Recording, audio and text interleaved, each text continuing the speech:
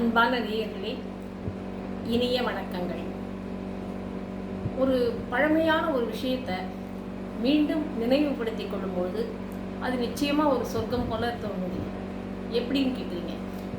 நான் கிராமத்தில் வளர்ந்தவன். நிறைய ஃபேமிலியை பார்த்துருக்கேன். கிராமத்தில் நிறைய குழந்தைகள் இருக்கும். அந்த காலத்தில் 10 குழந்தை, 12 குழந்தை, எந்த குழந்தை வருது எது சாப்பிடுதுன்னு கூட அந்த பேரண்ட்ஸுக்கு தெரியாது. அந்த அளவுக்கு குழந்தைகள் நிறைய வீட்டில் இருக்கும். அது செல்வங்கள் தான். அப்போது அந்த குழந்தைகளுக்கு ஒரே சமையல் தான். காலையில் பழையல் போடுவாங்க. ராத்திரி ஊற வச்ச சாதத்தை, தண்ணியில் ஊற வச்ச சாதத்தை காலையில் உப்பு போட்டு பிசைஞ்சி ஒரு ஊறுகாயோ ஏதோ வச்சு எல்லாருக்கும் ஒரு அலுமினிய தட்டு, ஏன்னா வறுமை, அலுமினிய தட்டில் போடுவாங்க. அப்போது அந்த பேரண்ட்ஸுக்கும் ஒரு எதிர்பார்ப்பு இல்லை, நம்ம குழந்தைங்களுக்கு இப்படிலாம் பண்ணுறோமே அப்படின்னு. நம்ம என்ன செய்யணுங்கிற எண்ணம் இல்லை, வளர்கிறதுக்கு எண்ணம் இல்லை. அந்த குழந்தைகளுக்கும் ரொம்ப இன்னசென்ட்டு ஒன்றும் தெரியாது. ஸோ அடுத்து ஒரு நல்ல சாப்பாடு மத்தியானத்தில் இருக்கும். ராத்திரி டிஃபனு, ஸ்நாக்ஸு அதெல்லாம் இருக்கும். அது ஆக்சுவலாக சாப்பாடு சாப்பிட்றதுக்கு குறையே இருக்காது. நல்ல ஹைஜீனிக் மீல்ஸ், டிஃபன் எல்லாமே இருக்கும். ஆனால் இதை மட்டும்தான் அவங்க கவனிச்சிட்டு இருந்தாங்களே தவிர அந்த குழந்தைகளுக்கு வேறு என்ன தேவை அதை பற்றி அவங்க யோஜனை பண்ணவே இல்லை. அப்படி யோஜனை பண்ணாமல் இருந்ததுனால அந்த 10 குழந்தைகள்லையும் 10-12 குழந்தைகளில் ஏதோ 1-2 தட்டு தடுமாறி வெளியில் வந்துடுறாங்க. அவங்க கொஞ்சம் சக்ஸஸ் ஆகிடுறாங்க. மற்ற சில குழந்தைகள் சக்ஸஸ் ஆகிறது இல்லை. ரெண்டாவது, அந்த காலத்தில் பெண்கள் மூத்தவர்களாக இருந்தால் அவர்களை படிக்க வைப்பதை நிறுத்தி விடுகிறார்கள். அவர்களை என்ன செய்கிறாங்க, வீட்டில் இருக்கிற வேலையை பாரு, குழந்தைகளை பாரு அப்படின்னு சொல்லி அந்த டியூட்டியை கொடுத்துட்றாங்க. பையனாக இருந்தால் ஏதோ ஓரளவு படிச்சுட்டு எஸ்எல்சி படித்தா கூட போகிறோம், அவன் வீட்டை பார்த்து ஏதாவது ஒரு வேலை சம்பாதிச்சு வீட்டை பார்க்கணுன்னு அப்பா பேசாமல் இருக்கிறாரு.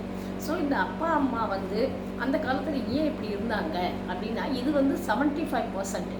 இந்த 25% இருக்க அவங்க நல்லா சக்ஸஸ்ஃபுல்லாக இருக்காங்க. Because they are also, parents also educated.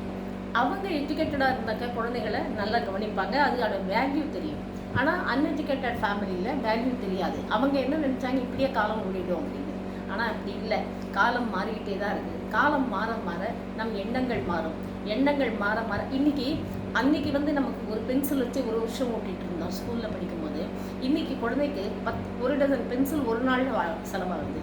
So அப்போ ஆனால் இந்த குழந்தைக்கும் இன்னசென்ட் தான்.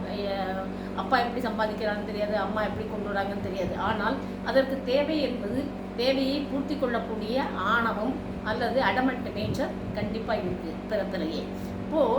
அப்போ இந்த தேவைகள்லாம் இல்லாமல் நம்ம வளர்ந்ததுனால அந்த கஷ்டத்தையும் நம்ம பார்த்தோம், இந்த வசதிகளையும் நாம் பார்க்கிறோம்.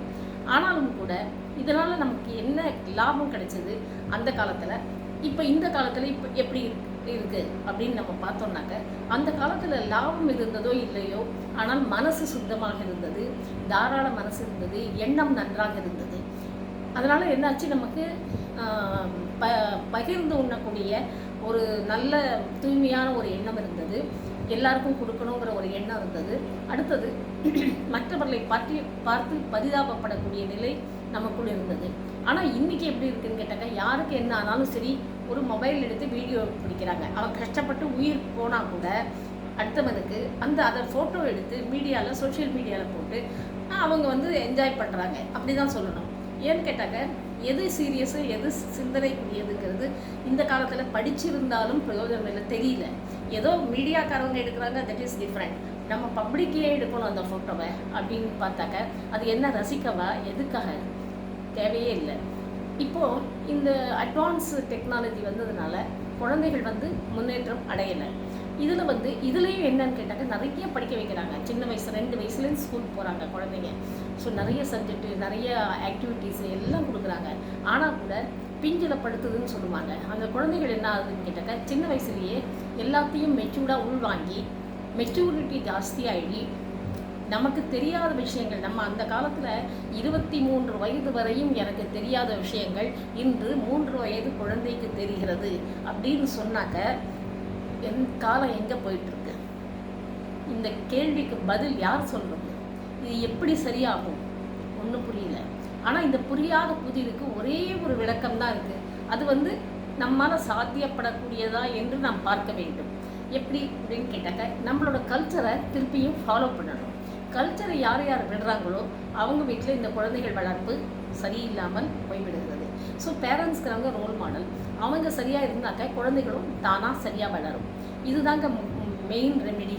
இதை தவிர குழந்தைகள் வீணாக போனதுக்கப்புறம் படிக்கலை, வேலை இல்லை, திண்டாட்டமாக இருக்குது, ரொம்ப கஷ்டப்படுவோம் நாங்கள், இந்த குழந்தை ஏன் இப்படி இருக்குது, இதுக்கு யாரோ என்ன செஞ்சிட்டாங்களா, இப்படிலாம் எங்ககிட்ட அஸ்ட்ராலஜர்கிட்ட வந்து கேட்கும்போது நான் சொல்கிற ஒரே பதில், கர்மா அவன் செஞ்சது அவங்கவுங்க அனுபவிக்கணும்.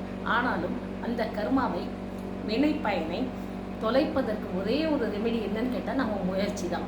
நம்ம முயற்சி செஞ்சிட்டே இருந்தால் அந்த கர்மா காணாமல் போயிடும். இது சத்தியமான உண்மை. இது என்னோட வாழ்க்கையிலையும் நடந்திருக்கு. அதனால நீங்கள் இதை மனசில் வச்சுட்டு எப்பவுமே இது இப்படி தான், இது கடவுள் இப்படி தான் நம்மளை வச்சுருக்காரு அப்படின்னு நினைக்காதீங்க. கடவுள் எல்லாரையுமே நல்லா தான் வச்சுருக்காரு. நல்லா வைப்பதற்கு பேர் தான் கடவுள். அதனால் அந்த அந்த டாப்பிக்கே போகாதீங்க. விதி, கர்மா, கடவுள் எங்கேயும் போகாதீங்க. நீங்கள் என்ன செய்யணுமோ அதை மட்டும் செய்யுங்க. Do only your duty.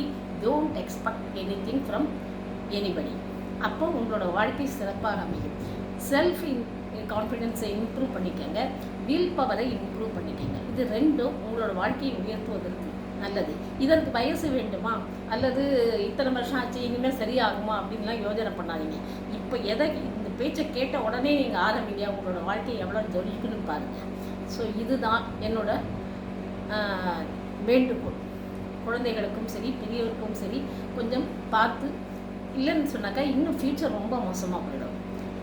Future ரொம்பவே மோசமாக போயிடும். அட்லீஸ்ட் நம்ம எல்லாரையும் திருத்த முடியாது, எல்லாரையும் எதுவும் பண்ண முடியாது. நமக்கு தெரிஞ்சவங்க, நம்மக்கிட்ட வர்றவங்க, அவங்களுக்கு இதெல்லாம் சொல்லி புரிய வச்சு அவங்கள சரி பண்ணலாமேங்கிற ஒரு சின்ன ஆதங்கம் தான். நன்றி, வணக்கம்.